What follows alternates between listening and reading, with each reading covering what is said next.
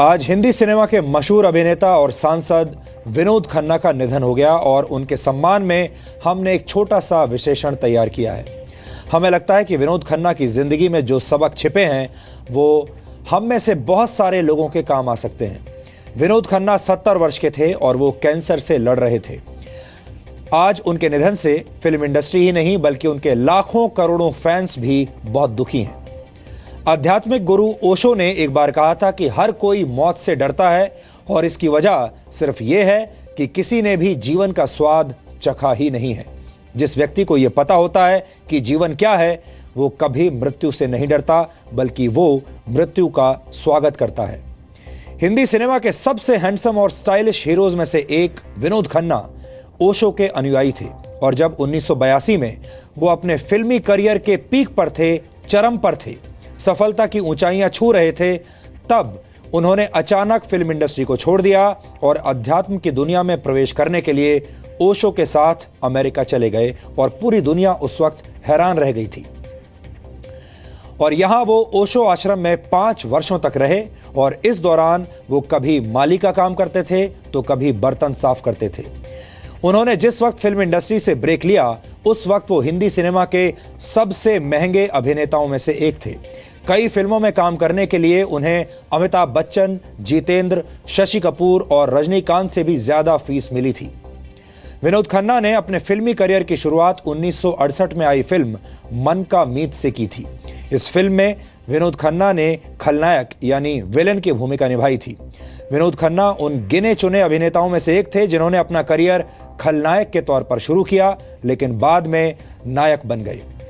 विनोद खन्ना को हिंदी सिनेमा के सबसे हैंडसम अभिनेताओं में से एक माना जाता है और उनकी पर्सनैलिटी इतनी कमाल की थी कि जब वो 1987 में ओशो आश्रम से भारत लौटे तब भी बेसब्री से फिल्मी दुनिया के डायरेक्टर्स और प्रोड्यूसर्स उनका इंतजार कर रहे थे और वो तब भी उनके साथ फिल्में बनाना चाहते थे।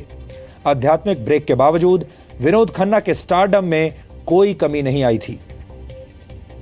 एक इंटरव्यू में विनोद खन्ना से सवाल पूछा गया कि उन्होंने ऐसे वक्त में फिल्म इंडस्ट्री क्यों छोड़ी जब वो सबसे कामयाब अभिनेता थे और उन्होंने इसके जवाब में कहा था कि उस वक्त वो बहुत हाइपर एक्टिव थे और उन्हें जरा सी बात पर गुस्सा आ जाता था।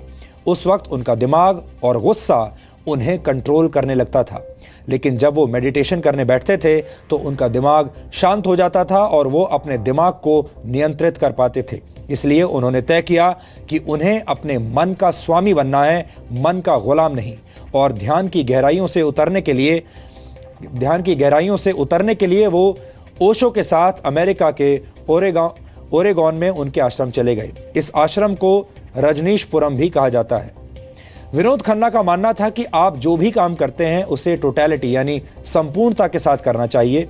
आधे अधूरे मन से या फिर अपने मन के अंतर्विरोध के साथ काम करने से आप कभी सफल नहीं हो सकते। इसलिए जब उन्होंने जीवन के गहरे प्रश्नों को समझने का फैसला किया तो उन्होंने बेहिचक अपने सफल करियर को अलविदा कह दिया और संपूर्णता के साथ ध्यान में उतर गए।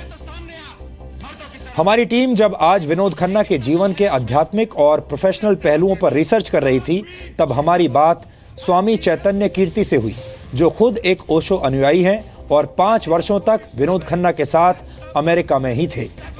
उन्होंने हमें बताया कि विनोद खन्ना जीवन के गहरे सवालों का अर्थ ढूंढना चाहते थे और जीवन को साक्षी भाव यानी एक विटनेस की तरह देखने की कोशिश करते थे।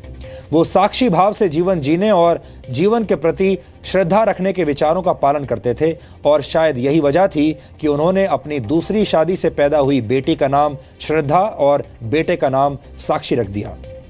1987 में विनोद खन्ना ने एक बार फिर फिल्मों में वापसी की और एक बार फिर सफलता की नई सीढ़ियां चढ़ी।